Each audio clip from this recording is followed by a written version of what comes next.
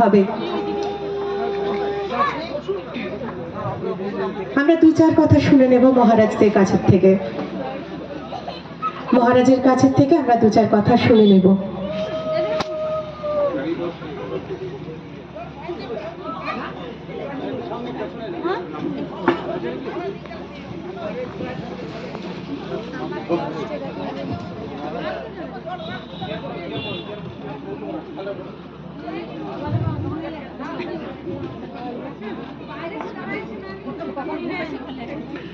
হে কৃষ্ণ করুণা সিন্ধু দীনবন্ধু জগৎপতে গোপেশ গোপিকা কান্ত রাধাকান্ত নমোস্তুতে।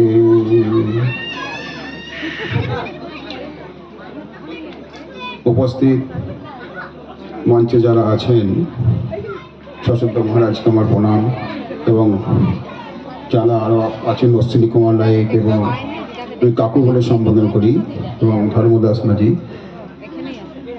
ওনাকেও আমার সশব্দ প্রণাম এবং ভালোবাসা, এবং মঞ্চের সমস্ত ভক্তবৃন্দ যারা আছেন উপস্থিত তাদেরকে আমার বড়দের ভালো প্রণাম এবং ছোটদের ভালোবাসা এবং ঠাকুরের আশীর্বাদ। এখানে আসতে পেরে আমি নিজেকে খুবই ধন্য মনে করলাম, কারণ আমি এখানে বহুদিন ছিলাম। আমরা এখানে বহুদিন ছিলাম পেয়ারচন্দ বাউলের আশ্রয়, উনি কৃপা করে আমাদেরকে আশ্রয় দিয়েছিলেন এখানেতে। তো আমরা ওখানে ছিলাম বহুত দিন, 2.5 বছর। কোনো কারণে আমরা এখান থেকে এখন এথরাতে চলে গেছি, সে যাই হোক, কিন্তু মন আমাদের এখানে সবসময়ই পড়ে থাকে। আসা হয় না, আসতে পারি না, বিভিন্ন কাজে, ঠাকুরের বিভিন্ন কাজে থেকে আসতে পারি না। এই ভাগবত অনুষ্ঠান এটি সূচনা। ভাগবত কি করে বলো, কে রচয়িতা, কে গ্রহণ তৈরি করেছে ভাগবত? আগে তো মুনিঋষিরা কিছু দ্রষ্টা ছিল, স্রষ্টা নয়, দ্রষ্টা। সমস্ত বেদ বেদান্ত যে আছে আমাদের দ্রষ্টা স্বরূপ, তারা দেখতেন আর বলতেন। তবে শ্রুতিধর শুনে সেগুলো সব মুখস্থ করতেন। এখন শ্রুতিধরটা আমাদের খুব কমে গেছে, এখন আর শ্রবণ শক্তি আমাদের অত তীক্ষ্ণ নেই, বিভিন্ন কারণেই হোক। তখন সত্যযুগ ছিল, সত্যযুগের সময় শ্রুতিধর ছিলেন। আগে দ্রষ্টা ছিল, দ্রষ্টা দেখতেন, মুনিঋষিরা দেখতেন, এবং সেগুলো তাদের যারা গুরুগৃহে এসে তারা শিষ্যত্ব গ্রহণ করতেন এবং পড়াশোনা করতেন, তারা সব শ্রুতিধর শুনে সেগুলো সব মুখস্থ হয়ে যেত আগেকার দিনে। তো সেই বেদ বেদান্ত, বেদ 4টি বেদ, 4 বেদ আমাদের এতেও পড়ি, 4 বেদ, ঋক সাম যজুর অথর্ব, এই 4টি বেদ। এই বেদ যখন আস্তে আস্তে আমাদের শিথিলভ্রষ্ট হতে যাচ্ছে, তা আমরা তখন আর মুখস্থ করতে পারছি না, মুখস্থ করার ক্ষমতা আমাদের নেই। তখন চলে এলো কি পৌরাণিক কাহিনী, পুরাণ।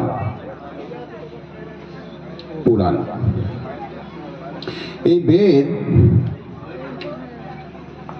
ব্যাসদেব, বেদব্যাস, তিনি, তার নাম ছিল কৃষ্ণ দ্বৈপায়ন, পরে বেদকে বিভাগ করেছে বলে বেদব্যাস। বেদকে ভাগ করেছেন 4টি বেদে, সেটি হয়েছে বেদব্যাস। তো বেদব্যাস তিনি 18 পুরাণ, সমস্ত বেদ বেদান্ত সব লিখে, তারপরে তার মনে তৃপ্তি হচ্ছে না, কিছু একটা কমতি হয়ে গেছে। কি সেই কমতি? এত সাধু ভজন করলাম, এত কিছু করলাম, তার কমতি কি রয়ে গেল যে আমি মনের তৃপ্তি লাভ করতে পারছি না? তখন নারদ বলছে, তুমি প্রেম গ্রন্থ রচনা করনি, যে তার প্রভুর যে লীলা প্রেম, সেই প্রেম কোথায়? তুমি তো সেটা করনি। তখন তিনি ভাগবত গ্রন্থ রচনা করলেন, এই স্বয়ং বেদব্যাস ভাগবত লিপিবদ্ধ করলেন। তখন প্রচার হয়নি, কিন্তু লিখলেন কে?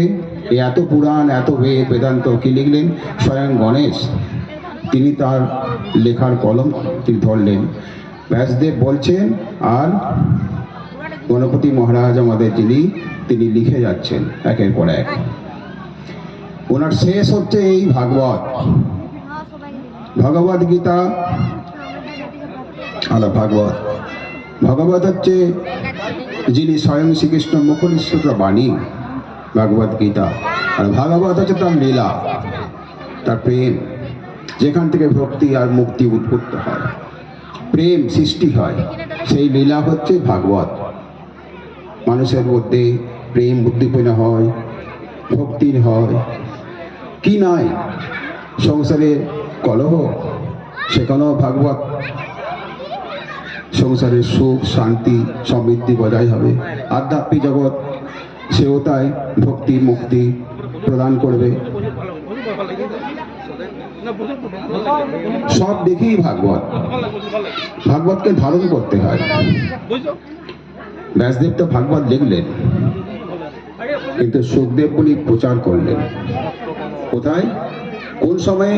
পরীক্ষিতের কাছে, যিনি মৃত্যুর মুখে পতিত হয়েছেন। তক্ষক রাজা তক্ষক দর্শনে মারা যাবে, সেই মুনির অভিশাপে, ঋষির অভিশাপে সে তখন জানে মৃত্যু ঘনিয়ে আসছে। তার আগেই জেনে গেল যে আমার মৃত্যু হবে 7 দিন সময়, মাত্র 7টা দিন। এই 7 দিনে আমার যে কোনো উপায়ে মুক্তি লাভ করতে হবে। তিনি সমস্ত কিছু রাজ্যপাট ছেড়ে ছুড়ে দিয়ে একেবারে স্বয়ং সেই কার পাঠ শুনলে, কি শুনলে আমার মুক্তি লাভ হবে, তিনি গঙ্গার ধারে চলে গেলেন। এদিকে সুখদেব মুনি, ব্যাসদেবের একটি সন্তান 16 বৎসর গর্ভে ছিল। 16 বৎসর গর্ভে এক জননী মাতা 16 বৎসর গর্ভ যন্ত্রণা ভোগ করছে, তার মধ্যে তিনি বসে আছেন। কেন না, মর্তলোকে আমি যদি আসি, এই মর্তলোকের মায়াতে আমাকে ধরবে, মায়ায় আবিষ্ট হব। ব্যাসদেব যতক্ষণ না তাকে আশীর্বাদ করলো, যে বাবা তুই বেরিয়ে আয়, আর মাকে যন্ত্রণা দিস না, আমি তোকে আশীর্বাদ করছি, তোকে বর দিচ্ছি, তুই এই মর্তলোকের মায়াতে আবেষ্টন হবি না।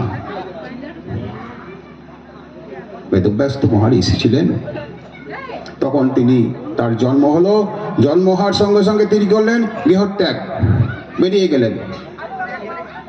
কে মা কে বাবা? সেখানে কোনো মাও নাই, সেখানে কোনো বাবাও নেই। সে ওই অবস্থাতেই 16 বৎসর যুবক, ওই অবস্থাতেই সে ছুটছে। কি কোথায়? সে তো মুক্ত পুরুষ। সুখদেব হচ্ছে মুক্ত পুরুষ, তার আর কি আছে? কোনো সম্পর্ক নেই, তার মায়া নেই, মায়া সরে গেছে, সে ছুটছে। এদিকে ব্যাসদেব বলছে, বাবা একবার তুই মা বলে ডেকে, একবার মাকে মা বলে ডেকে যা, বাবাকে বাবা বলে ডেকে যা। পেছনে পেছনে ছুটছে কাঁদতে কাঁদতে, বাবা ফিরে আয় ফিরে আয়। কে কার কথা শোনে? সুখদেবের পেছনে পেছনে ব্যাসদেব ছুটছে। অত বড় মহাপুরুষ, মহাঋষি, যিনি সমস্ত বেদকে ভাগ করেছেন, সমস্ত ভাগবত পুরাণ সব রচনা করেছেন, সেই ঋষি, তার মধ্যে মায়ায় আবিচ্ছিন্ন, পুত্র মায়া, পুত্র মায়া। স্বর্গের অপ্সরীরা জলকেলি করছে, তার উপর দিয়ে বেরিয়ে চলে গেল একজন 16 বৎসরের যুবক, তার পাশ দিয়ে বেরিয়ে চলে গেল। ব্যাসদেব আসছে, তো ওই অপ্সরার সঙ্গে সঙ্গে তার গায়ের কাপড় চোপড় নিয়ে ঢাকা দিচ্ছে। ব্যাসদেব বলছে, আমার তো বয়স হয়ে গেছে মা, তোমরা আমার নাতিপুতির বয়স। ওই 16 বছর যুবক, তার কোনো বস্ত্রে কোনো পরিধান নেই, ওই উলঙ্গ অবস্থায় তিনি বেরিয়ে চলে গেলেন। তাদের দেখে তোমার লজ্জা লাগলো না, আর আমাকে দেখে লজ্জা পাচ্ছ? বলছে, তার মধ্যে কোনো লিঙ্গালিঙ্গ ভেদ নেই মা, উনি কে পুরুষ কে নারী তার কোনো ভেদ নেই। আপনার মধ্যে ভেদ আছে, আপনার স্ত্রী আছে, পুত্র আছে। এই যে মায়া সুখে আমি ছুটছেন,